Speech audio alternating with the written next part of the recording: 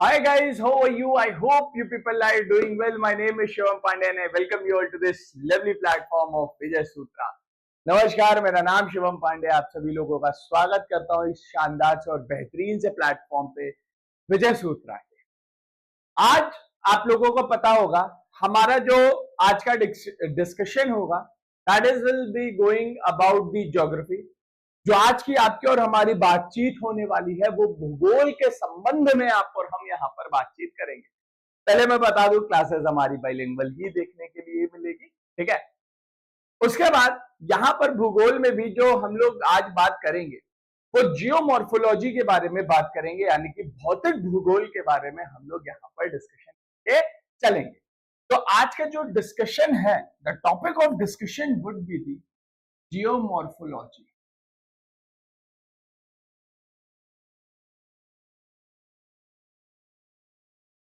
यानी कि जियोमॉर्फोलॉजी के बारे में बात करूं तो भौतिक भूगोल के बारे में।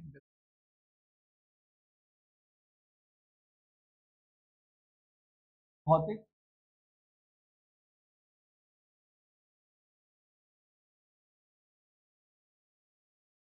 ये डिस्कशन हम और आप यहां पर है। अब गाइस यहां पर जो आप और हम बात करेंगे आज की क्लास में, मैं आप लोगों को भौगोलिक संरचनाओं की जो उत्पत्ति होती है उसके पीछे का जो बल है उस बल के बारे में आप लोगों से बात करें। लेकिन उससे पहले कुछ चीजें अभी बची हुई हैं जो जिसके बारे में मुझे आपके साथ डिस्कस करना है। चलिए शुरू करते हैं उन डिस्कशन। गाइस सबसे पहले यहां पर हमारे पास एक टर्म देखने के लिए मिलेगा और उस टर्म को हम लोग ज्योग्राफिकल रिलीफ के नाम से जानते हैं अंग्रेजी में, और हिंदी में उसी शब्द को हम लोग कहते हैं भौगोलिक राहत। ठीक है, भौगोलिक राहत के नाम से जानते हैं ज्योग्राफिकल रिलीफ।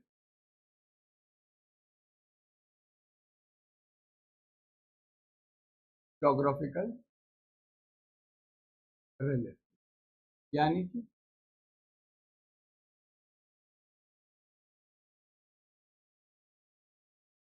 भौगोलिक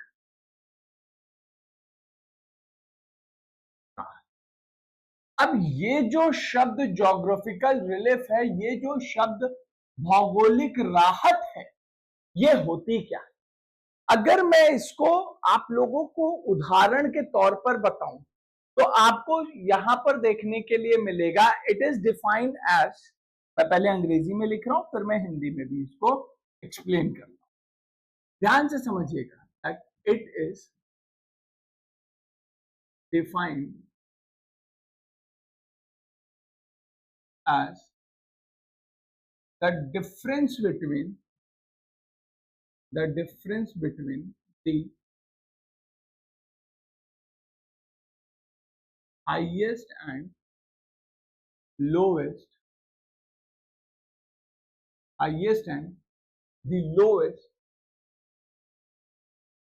area, highest and lowest area, यानी कि गाइस जो सबसे किसी क्षेत्र का जो सबसे ऊंचा स्तर है वो ले लो, सबसे ऊंचाई वाला जो हिस्सा है वो ले लो, और उसी क्षेत्र में जो सबसे नीचे का हिस्सा देखने के लिए मिलेगा आप उसको ले। इन दोनों का अंतर निकाल लो, यानी कि सबसे ऊंचाई वाला जो हिस्सा है और सबसे नीचे का जो हिस्सा होगा उस क्षेत्र। भौगोलिक राहत आप किसी देश की कंट्री, किसी राज्य की यानी कि राज्य की, स्टेट की, और या फिर किसी जिले की यानी कि डिस्ट्रिक्ट की, या फिर पूरे विश्व की, वर्ल्ड एज अ होल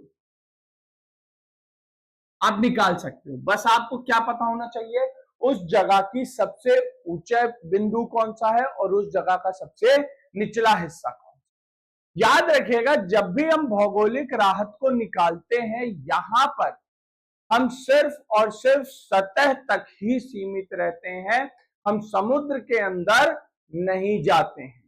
ठीक है, geographical relief is considered only till the sea level. Clear? When we are calculating the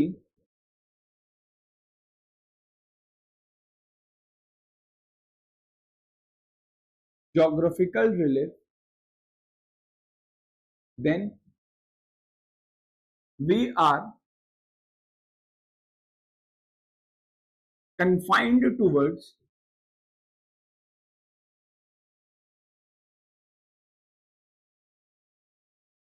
the CL। Clear? यानी कि यहां पर लिखिएगा हिंदी में भी, जब भी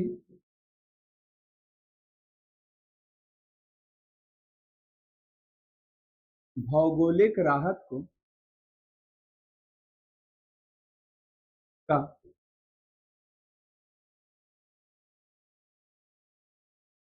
लगाते हैं तो उस समय केवल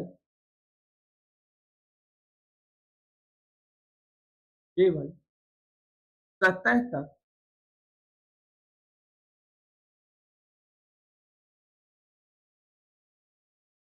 सतह तक सतह तक ही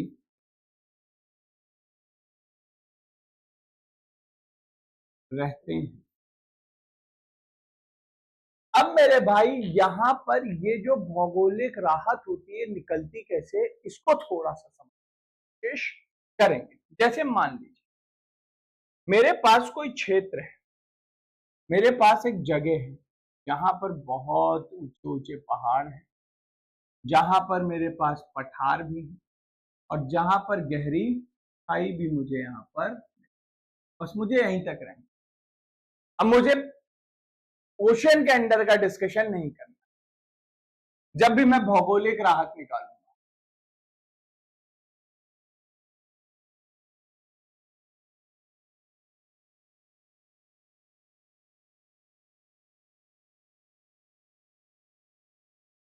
जब भी मैं भौगोलिक राहत निकालूंगा तब भी मुझे यहीं तक ही सीमित रहना है। अब गाइज यहां पर अगर आप देखेंगे तो आपको देखने के लिए मिल जाएगा, यहां पर एक जगह ऐसी देखने के लिए मिलेगी जो सबसे ऊंची है और एक जगह देखने के नीचे। ये जो जगह जो सतह से उठी हुई है, ऊपर की तरफ है, ये सकारात्मक भौगोलिक राहत है। सकारात्मक भौगोलिक राहत यानी कि पॉजिटिव रिलीफ हो जाएगी है। और जो भी हिस्सा सतह से नीचे देखने के लिए मिलेगा ये नकारात्मक भौगोलिक राहत हो जाए। पॉजिटिव रिलीफ और नेगेटिव रिलीफ, यानी कि जब भी हम इनका डिफरेंस कैलकुलेट करेंगे तो हम यहां पर इन साइंस को भी कंसिडर करके चलेंगे, पॉजिटिव एंड नेगेटिव को भी हम यहां पर कंसिडर करके चलते हैं। अब आप यहां पर एक चीज, एक कंडीशन को देख करके चलिएगा मेरे गाइस। मान लो मैंने आपसे कहा कि मुझे एशिया का जो भौगोलिक राहत है वो निकाल करके बता दो, तो आप कैसे निकालोगे?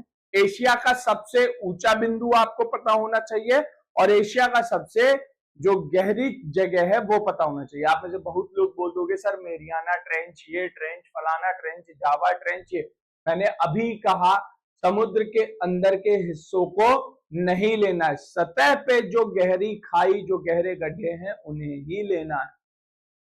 तो एशिया में सबसे ऊंची जगह कौन सी हो जाएगी? माउंट एवरेस्ट हो जाएगा। क्लियर? कौन सा हो जाएगा? माउंट एवरेस्ट देखने के लिए, ठीक है ना, माउंट एवरेस्ट। माउंट एवरेस्ट की औसत ऊंचाई 8850, 88 50 मीटर्स। और एशिया की सबसे गहरी जगह कौन सी है?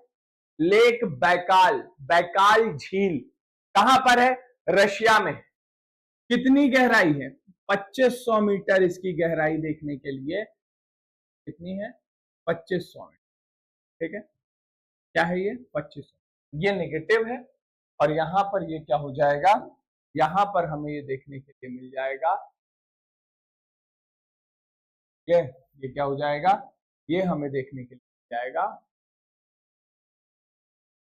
2500 मीटर नेगेटिव है और 2500 मीटर 8850 नेगेटिव, नेगेटिव 2500। ये चीजें यहां पर। अब मेरे भाई जब मैं यहां पर आप लोगों के साथ डिस्कस करता हूं,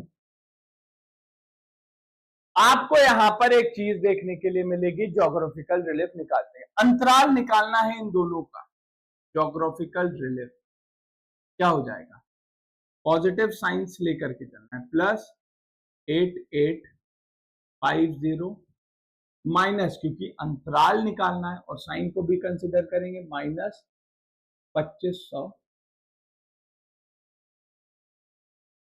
तो जो ज्योग्राफिकल रिलीफ निकल के आएगा, ये ज्योग्राफिकल रिलीफ यानी कि भौगोलिक राहत कितनी निकल आएगी? इन दोनों को अगर आप कैलकुलेट करोगे तो 8850 माइनस और माइनस क्या हो जाएगा? प्लस हो जाएगा, क्योंकि ये माइनस सतह के नीचे, इसलिए माइनस, माइनस माइनस प्लस हो जाएगा और यहां पर आपको देखने के लिए मिलेगा 2500। तो 8850 प्लस 2500 यहां पर कितना हो जाएगा? यहां पर आपको देखने के लिए मिलेगा 11350 मीटर, 11350। ये आपके पास आ जाएगा एशिया का भौगोलिक, किसका है? एशिया का, एशिया का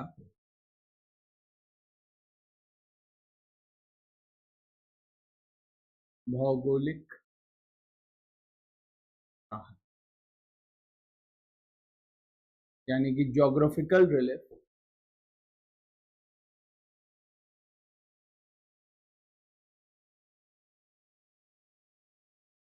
और एशिया, ये चीज यहां पर। सबसे पहले इसको यहां पर आप लोग समझ। अब मेरे भाई आप यहां पर, अगर मैं आपसे कहूं कि आप मुझे विश्व की भौगोलिक रिलीफ निकाल के बताओ, geographical relief of the world, भौगोलिक राहत विश्व की क्या हो? विश्व का सबसे ऊंचा हिस्सा माउंट एवरेस्ट, विश्व का सबसे लोएस्ट पॉइंट लेक बैकाल, मैं यहां पर लिख भी दे रहा हूं, this is the mount Everest, mount, और दिस इज द लेक। तो ये चीज यहां पर आ जाती है, तो इस बात को यहां पर याद रखिएगा। आपको यहां पर अगर हम देखें तो आपको यहां पर geographical relief of the world क्या मिल जाएगी? Geographical relief of the world के बारे में जब हम यहां पर डिस्कस करते हैं तो मेरे भाई आपको यहां पर देखने के लिए मिलेगा वर्ल्ड की ज्योग्राफिकल रिलीफ भी यही होगी जो यहां पर एशिया की है। This is also the geographical relief of the world, क्योंकि विश्व की सबसे ऊंची चोटी माउंट एवरेस्ट और विश्व में सबसे गहरी जगह अगर ओशियन, समुद्र को हटा दो तो लेक बैकाल, बैकाल झील। तो ये विश्व की भी ज्योग्राफिकल रिलीफ आई है, भौगोलिक राहत आई है। उम्मीद करता हूं कि आप लोगों को यहां तक ये चीजें समझ में आई होगी। अब गाइस एक सवाल आता है, देखो आज की क्लास पहली क्लास है, इसको बहुत आराम से लेकर के चलेंगे, बहुत कोई हाई लेवल नहीं चीज, ठीक है, एकदम प्यार से धीरे धीरे हम यहाँ पर चीजों को लेकर के चलेंगे, ठीक है, बहुत आराम से धीरे धीरे स्लो एंड ग्रेजुअल हम लोग।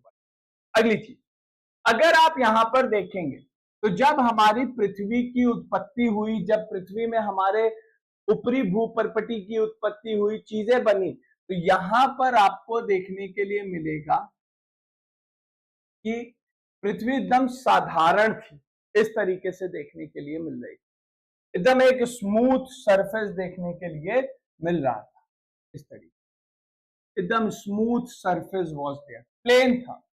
लेकिन इसी के ऊपर कुछ बल लगना शुरू हुए, और जब ये बल लगे तो बल लगने की वजह से यहां पर क्या हुआ, बल लगने की वजह से यहां पर जो है भू आकृतियों में निर्माण देखने के लिए मिल जा रहा है। ठीक है, जिसकी वजह से कहीं पे पहाड़ यानी कि माउंटेन, कहीं पे पठार पठार और कहीं पे मैदान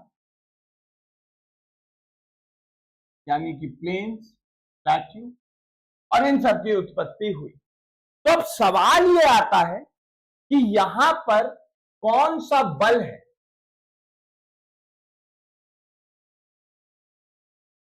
कौन सा बल है जो भू आकृति निर्माण के लिए उत्तरदायित्व है, जो भू आकृति, जो भू आकृति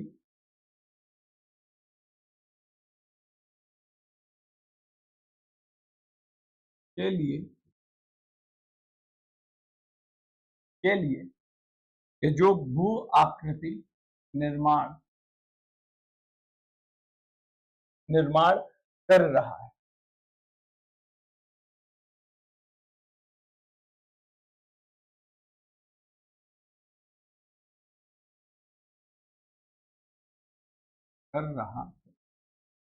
तो यह बल कौन सा है, यानी कि अंग्रेजी में लिख लीजिएगा, विच forces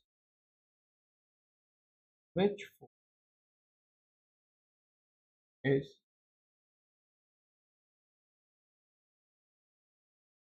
responsible for the formation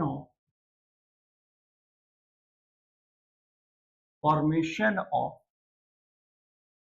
geographical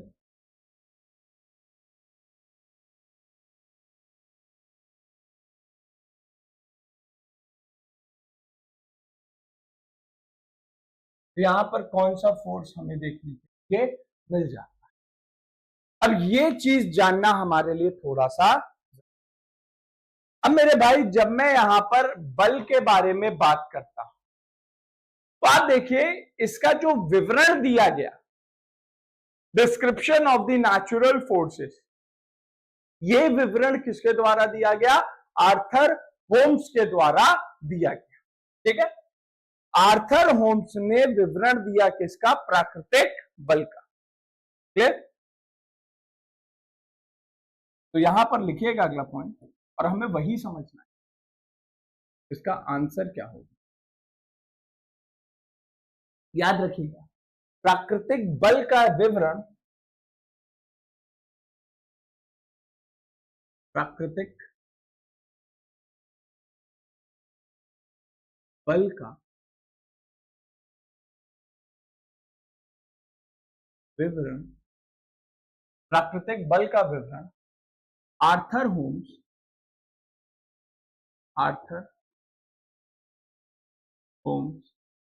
द्वारा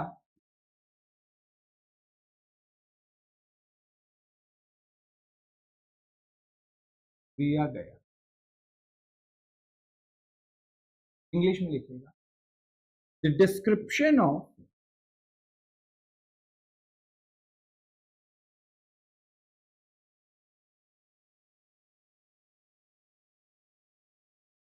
natural force was given by Sir Arthur Holmes. तो आर्थर होम्स ने इसका विवरण दिया। कि कौन कौन से बल यहां पर उत्तरदायित्व होते। तो अब हमें इन्हीं बलों के बारे में बातचीत करनी है। इन बलों के बारे में बात करना है। यहां पर ये जो अलग अलग भौगोलिक संहार हुआ है, तो इसके संबंध में अब हमें यहां पर आगे अपने डिस्कशन को बढ़ाना। इस डिस्कशन को अब हमें आगे करना है। अब मेरे भाई यहां पर क्या कौन से प्राकृतिक बल हैं, अब मैं आपको वो बताऊं। क्योंकि आप देखिए, जब पृथ्वी की सतह बनी तो एकदम स्मूथ, चिकना सतह था। जैसे इस समय जिस टेबल पे आप किताब कॉपी रख के पढ़ रहे हो ना, जैसे वो एकदम स्मूथ, एग्जैक्टली वैसे ही अर्थ का सरफेस था। लेकिन कौन से बल लगे जिसकी वजह से पहाड़, पठार, मैदान यानी कि माउंटेन, प्लेट्यू, प्लेन्स यानी कि पॉजिटिव नेगेटिव रिलीफ की फॉर्मेशन यहां पर हुई। तो अब उसी के बारे में हम लोग यहां पर बात करें। उम्मीद करता हूं कि ये चीजें यहां तक आपको समझ में आ गई होगी। ठीक है, चलिए आगे बढ़ता हूं और देखते हैं अगली चीज। तो अगला जो टॉपिक है वो हमें इन्हीं बलों के बारे में बात करना है। ठीक, प्राकृतिक बलों का विवरण। ठीक,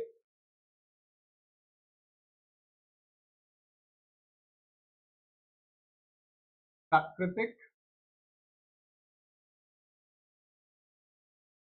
बलों का विवरण।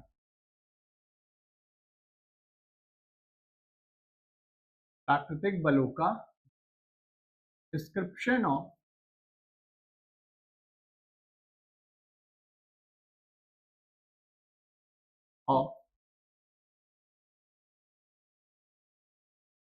Natural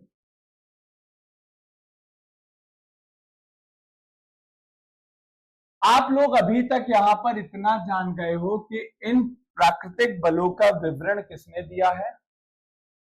Arthur Holmes.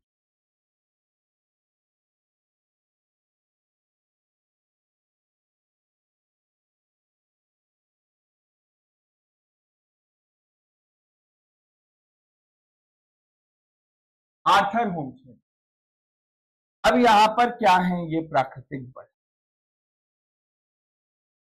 अगर आप देखोगे आर्थर होम्स ने इन प्राकृतिक बलों को दो भागों में वर्गीकृत किया है।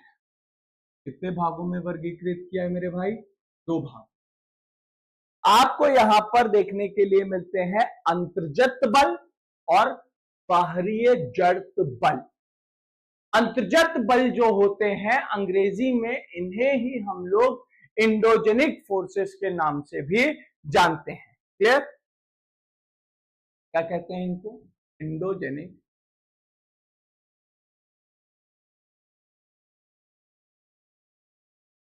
फोर्स।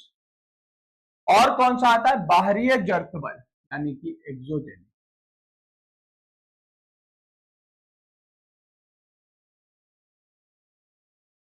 तो यहां पर दो चीजें देखने के लिए मिल जाती।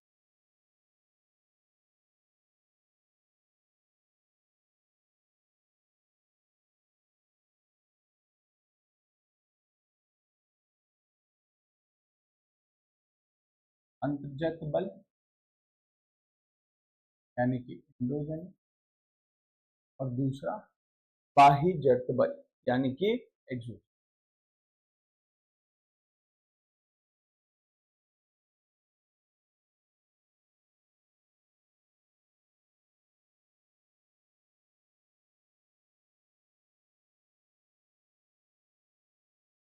यानी कि एक्सोजेनिक। तो दो चीजें हमें यहां पर देखने को मिल जाती। अब मेरे भाई यहां पर एक चीज याद रखिएगा, अंतर्जत बल जो होता है ये पृथ्वी की सतह के अंदर लगने वाला बल होता है। नाम में ही है endogenic, under the surface of the earth. Clear? यह बल सतह के यह बल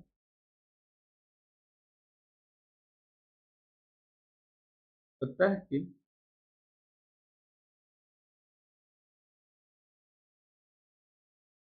भीतर लगता है।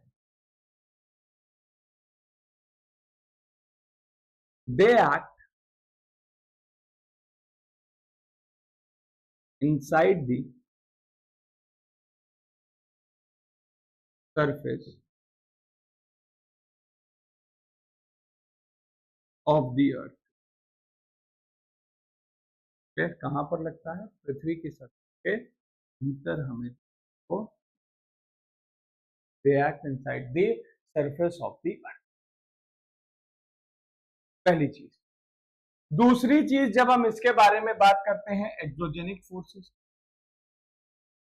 ये क्या होती है गाइस? एक्सोजेनिक फोर्सेस जो देखने के लिए मिल जाती है, यह बल, याद रखिए, यह बल सतह के ऊपर लगता है।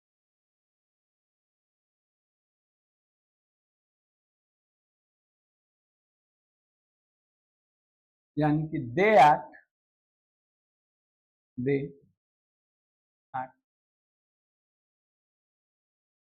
above the surface of the, पृथ्वी की सतह के बाहर लगने वाला बल। पृथ्वी की सतह के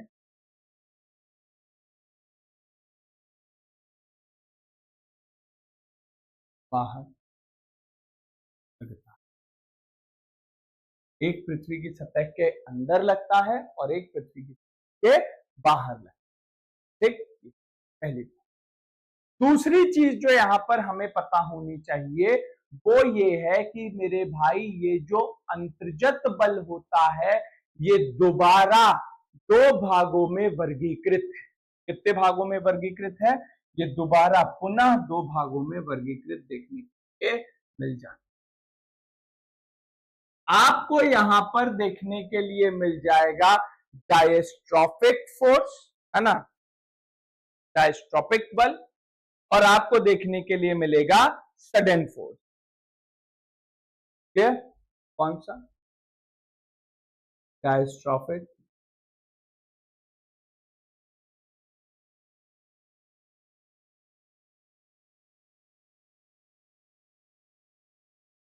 डायस्ट्रॉफिक बल, यानी कि अंग्रेजी में भी इसको डायस्ट्रॉफिक फोर्स। और दूसरा जो हमें बल यहां पर मिलता है वो कौन सा हो जाता है?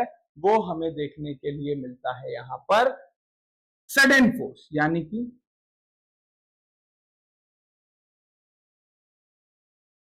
अचानक बल।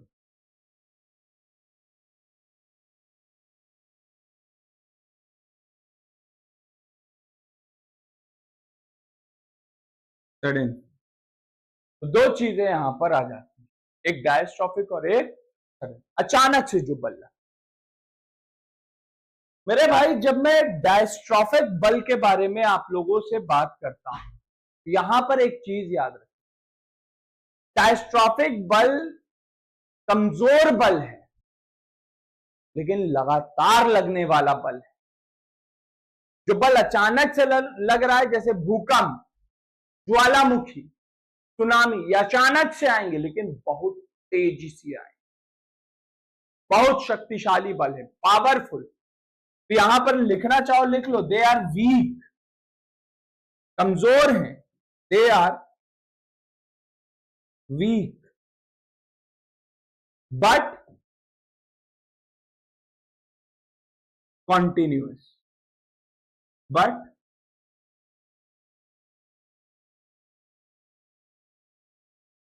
कॉन्टिन्यू, लगातार लगेगा, बहुत कमजोर है।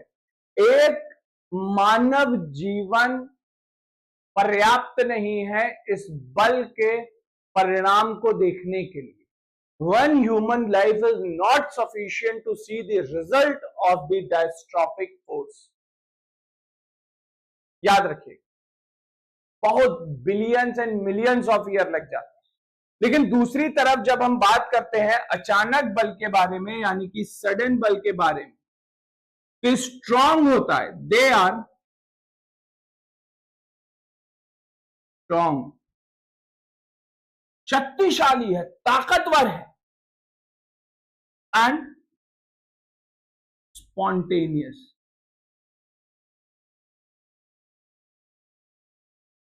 कभी भी लगेगा और अचानक से लग जाएगा, कभी भी अचानक से लगेगा, बहुत तेजी से लगेगा,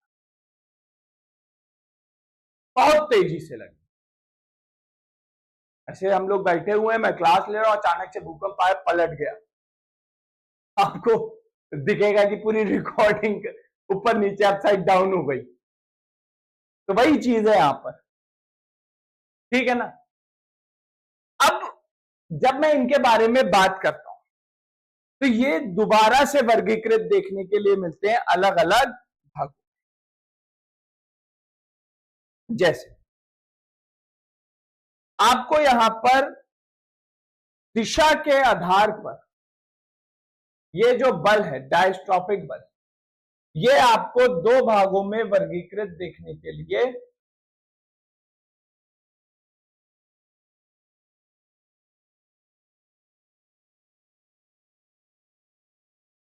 दो भागों में वर्गीकृत। पहला आपको यहां पर जो देखने के लिए मिलेगा वो कौन सा है, एक को हम लोग कहते हैं एपीरियोजेनिक और दूसरे को कहते हैं ओरोजेनिक बल। ये एपीरियोजेनिक एंड ओरोजेनिक।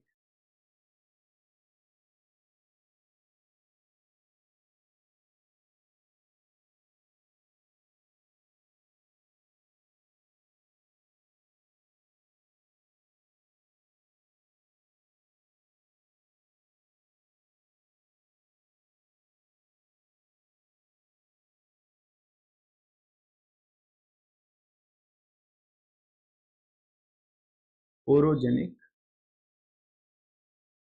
दो बल,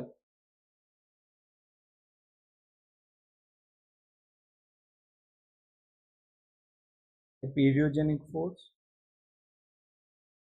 और दूसरी आएगी ओरोजेनिक फोर्स।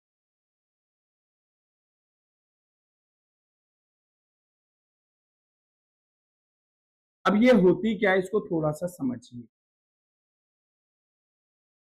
मान लीजिए थोड़ी देर के लिए हमारे पास यहां पर ये पृथ्वी की एक सतह है।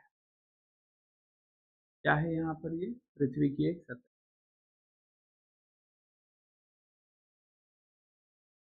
सरफेस। और यहां पर हमें देखने के लिए मिल जा रहा है क्या, वी हैव दी मेंटल प्यूम। अभी बस याद रखना, कुछ मेंटल प्यूम नाम की एक चीज होती है पृथ्वी के सतह के अंदर, जिसका तापमान बहुत अधिक होता है, और यहां से एक बल ऐसे निकलता है जो पृथ्वी की सतह के लंबवत लगता है, यानी कि इस तरीके से लंबवत लगता है। ये यहां से एक बल निकला और ये लंबवत, और फिर ये सतह से टकरा करके पृथ्वी की सतह के समानांतर देखने के लिए, मेरे भाई ये जो बल लंबवत लग रहा है, ये कौन सा है, एपीरियोजेनिक। यानी कि एपीरियोजेनिक फोर्स ऐसी होती हैं, ये पृथ्वी की सतह के लंबवत, परपेंडिकुलर। और ये वाली जो फोर्सेस देखने के लिए मिलती हैं, ये पृथ्वी की सतह के समानांतर देखने के लिए मिल जाती हैं, यानी कि पैरेलल, समानांतर, पैरेलल देखने को मिलेगी। तो दीज आर दी थिंग्स जो हमें और आपको यहां पर मिलती है। इन बातों को यहां पर याद जरूर रखिए, ठीक है। तो इस चीज को यहां पर याद रखना।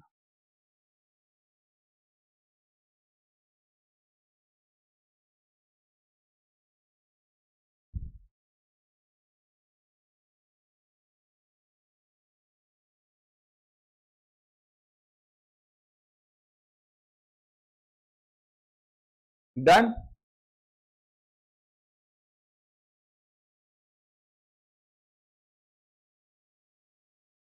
Are we good about the things? एक बार आराम से इन चीजों को आप देखिए and just do let me know in the comment box that we are good about the things और नॉट। चीजें हमें समझ में आ रही हैं या फिर नहीं? हैव अ लुक, यहां से पूरा आप ये विवरण देख सकते हैं।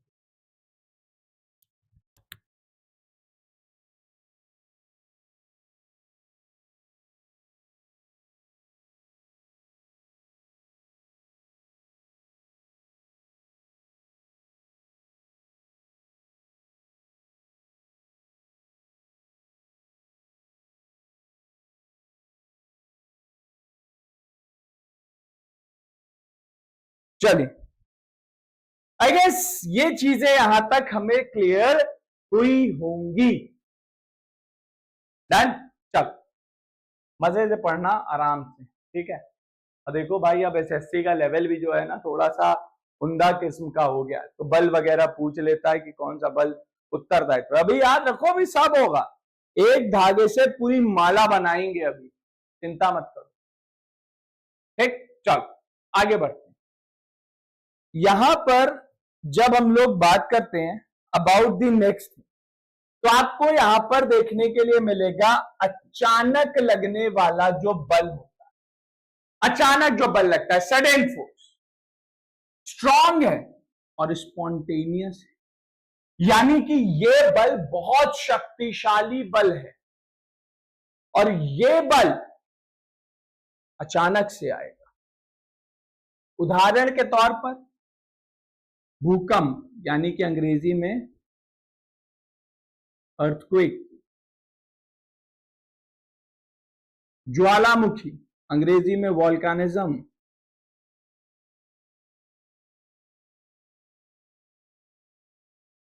सुनामी।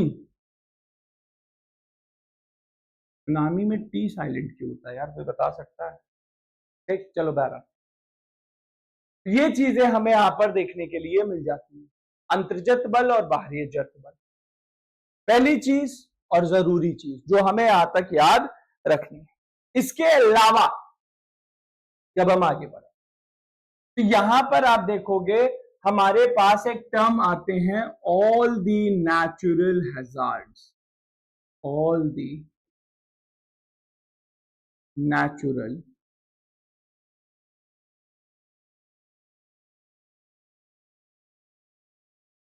तो दो शब्द होते हैं, नेचुरल हजार्ड और natural disaster.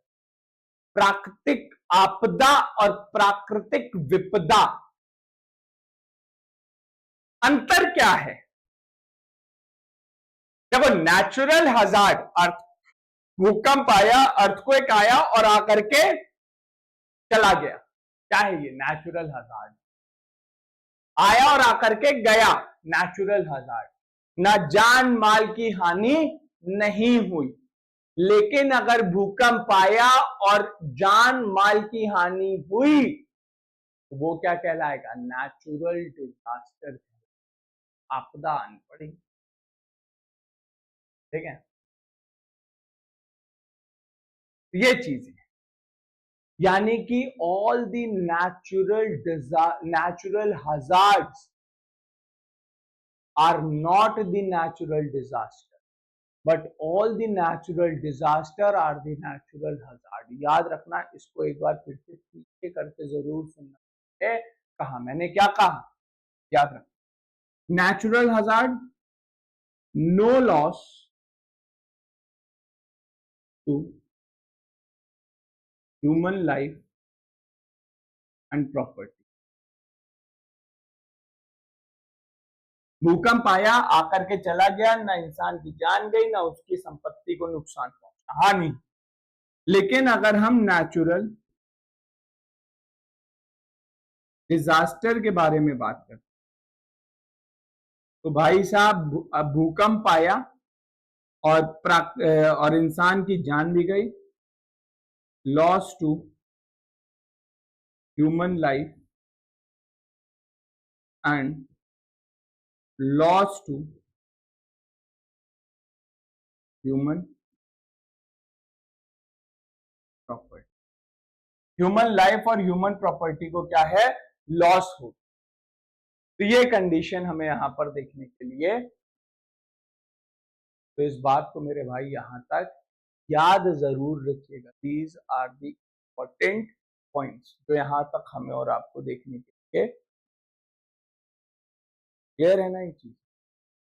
Are we good about the things now guys. दूसरी ओर जब हम यहां पर बात करते हैं बाह्य जड़त्व बल के बारे में, यानी कि एक्सोजेनिक फोर्सेस के बारे में, तो ये जो एक्सोजेनिक फोर्सेस होती हैं ये दो तरीके से देखने के लिए मिलती है। क्लियर? दो तरीके से होंगी, एक चलती हवा का बल और एक बहते पानी का बल। दो तरीके से वर्गीकृत। Force of moving water, moving air, चलती हवा, and force of moving water, बहता हुआ पानी। ये दोनों एब्रेशन लगाते हैं। दे act the abrasive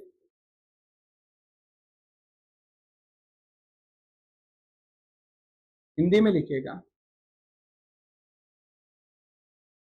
ये दोनों बल, ये दोनों बल घर्षण घर्षण करते हैं।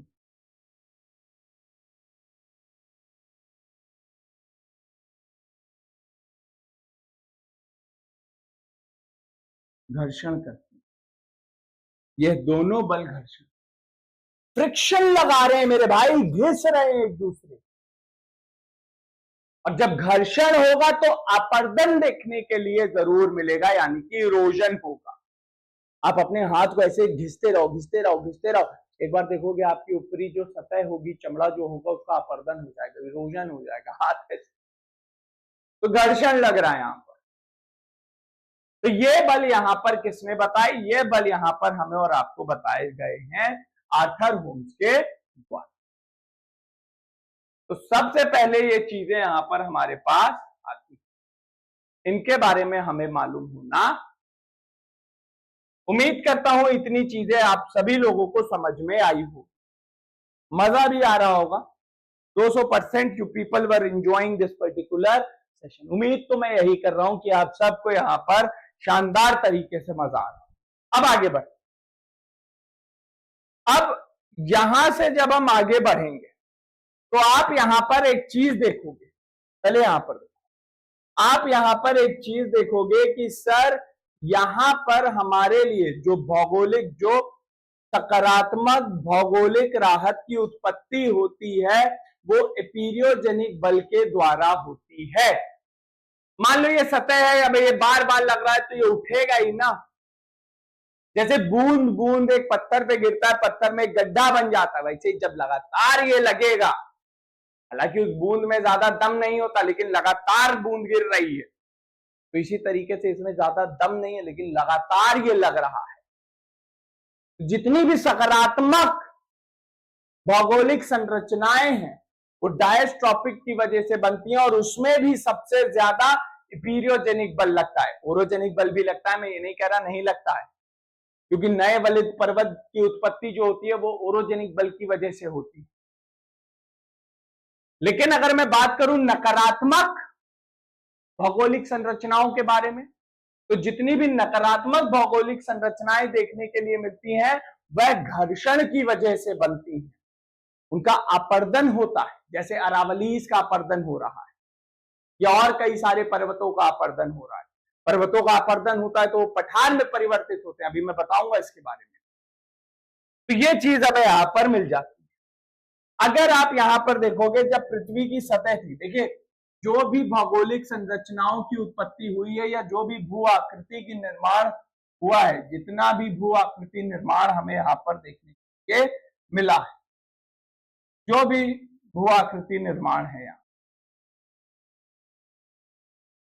यहां पर वह भू आकृति निर्माण सिर्फ और सिर्फ किस वजह से वह भू आकृति निर्माण आपको और हमें देखने के लिए मिलेगा कि सर उसका जो कारण है सिर्फ और सिर्फ इन बलों का इम्बैलेंस। जैसे मान लीजिए यहां पर पहाड़ बना, यहां पर मैदान था और यहां पर एक गहरी खाई, इस तरह तो अब कई सारी चीजें होंगी। अब देखिए पूरी पृथ्वी की सतह के ऊपर आपको अंतर्गत बल भी मिलेंगे, सतह पे हर जगह अंतर्गत बल भी होंगे और पृथ्वी की सतह पे आपको बाहरीय जर्त बल भी देखने को मिलेगा, जो कि क्या है, हवा। ठीक है, बाहरीय जर्त बल यानी कि एक्सोजेनिक फोर्स।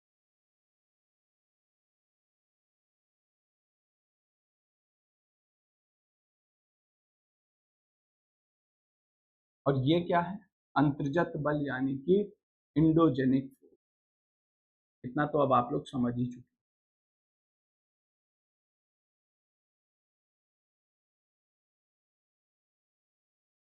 मेरे भाई आपके एग्जाम पॉइंट ऑफ व्यू से जो सबसे इंपॉर्टेंट चीज है वो यहाँ ये, और अब जो मैं बता रहा हूं ये आगे के लेक्चर को, ताकि हम लोग कंटिन्यू कर सकें, इस वजह से मैं आगे की ये चीजें आप लोगों को यहाँ पर बता। अगर आप देखोगे यहाँ पर तो दिस इज केस वन, इसको मान लो ये क्या है, केस वन।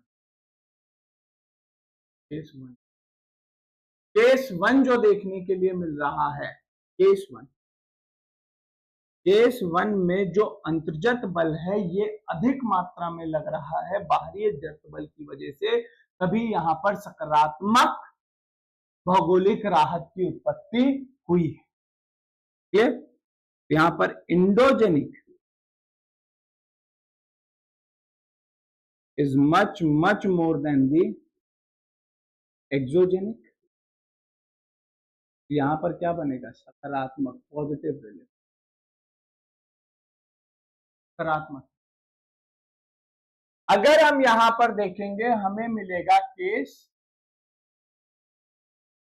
केस टू के बारे में। जब हम बात करते हैं के बारे में, केस टू, तो केस टू में दोनों बल सामान्य रूप से लग रहे हैं, इसीलिए भी कोई भी भू आकृति का निर्माण नहीं हुआ है। इंडोजेनिक सामान्य रूप से लग रहा है, एक्सोजेनिक बल, तो यहां पर नो फॉर्मेशन।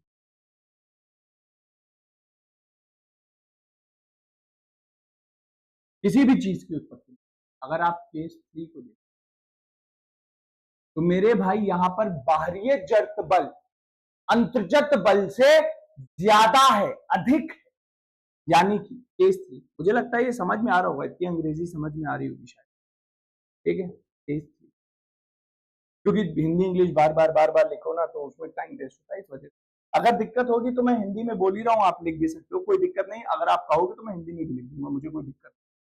यहां पर जो बाहरी जर्त बल है यानी कि exogenic is much much more than, अधिक है इंडोजेनिक से। यहां पर नकारात्मक भौगोलिक राहत बल, तो यानी कि भौगोलिक राहत की जो उत्पत्ति होती है वो जब बलों में असामान्य शक्ति लगती है, कभी अंतर्गत बल और कभी बाहरी जर्त बल, जब ये असामान्य रूप से लगते हैं तभी भौगोलिक राहत की उत्पत्ति होती है। The geographical reliefs are formed only when we see the imbalance between the endogenic and the exogenic forces. तो उम्मीद करता हूं ये चीजें यहां तक आप लोगों को समझ में आ रही होंगी। यहां तक का ये डिस्कशन आप सभी लोगों को क्लियर हुआ होगा बल के संबंध।